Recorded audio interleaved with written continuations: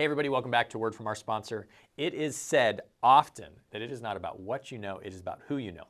Hear about this in business a lot and getting ahead in life.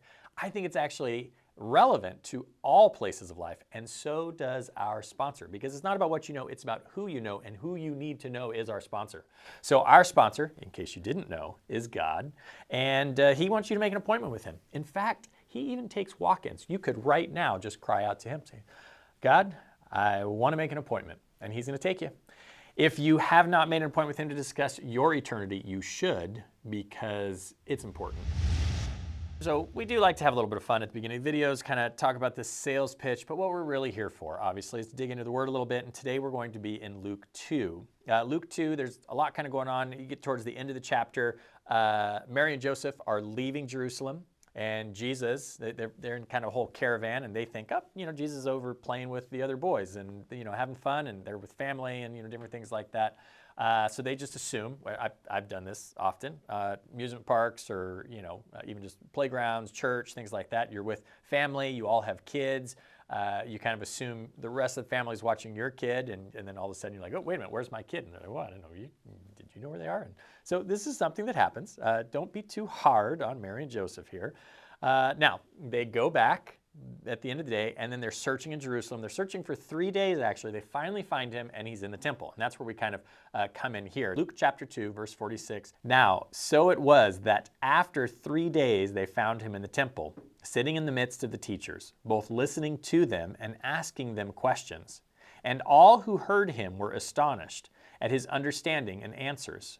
So when they saw him, they were amazed. And his mother said to him, Son, why have you done this to us? Look, your father and I have sought you anxiously. And he said to them, Why did you seek me? Did you not know that I must be about my father's business? But they did not understand the statement which he spoke to them.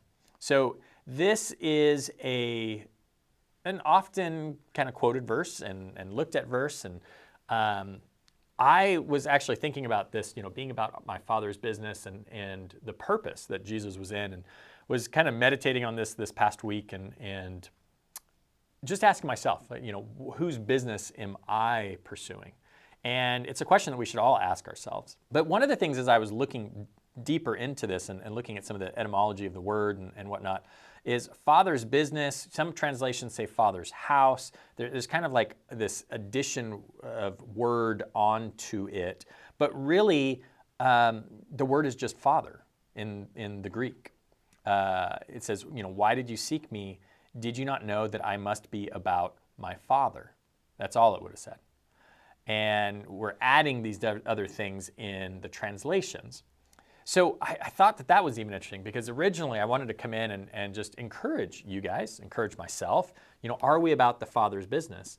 But this isn't even about that. He's just about his Father. He's just where his Father was.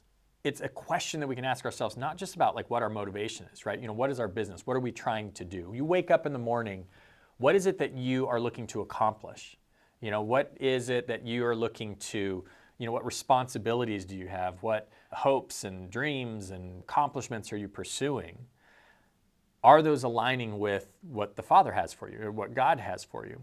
But this actually even gets deeper than that. Is Jesus wasn't just about his Father's business. He was about his Father. And he wanted to be where his Father was and doing the things that his Father would do. And he wanted to spend time with his Father. I mean, just recently, my son said something to me which, every dad wants to hear, which is, Daddy, am I going to be like you when I grow up? And I said, well, maybe that would be great. You could be like Daddy. And he was excited by that because he loves his Father. And I thought, man, this isn't just about motivation, guys. Like, this isn't just about, hey, I need to do the things that God wants me to do. There has to be I want to be like him. I want to spend time with him. And I think often when we come to this verse and people say like, well, are you about your Father's business? We think of it as a task sheet. We think of it as a list of to-dos and responsibilities that we're called to. But when you look at this word and you kind of dig into what's going on here, it's not. It's just about, do you want to be with the Father? Like, he loves you. Like, do you love the Father? Do you love God? Do you want to learn more about him and be in his presence? And I think that is the core of what we have to get back to.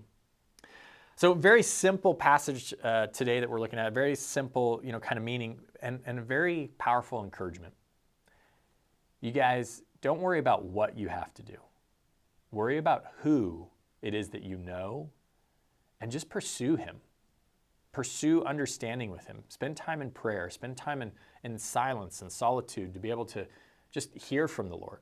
Right? We talk about studying the Bible, which is important because it's a filter that we use to be able to discern our thoughts. Hopefully this was encouraging to you guys. If you did think it was encouraging, we would love for you to like, share, subscribe this video with somebody else.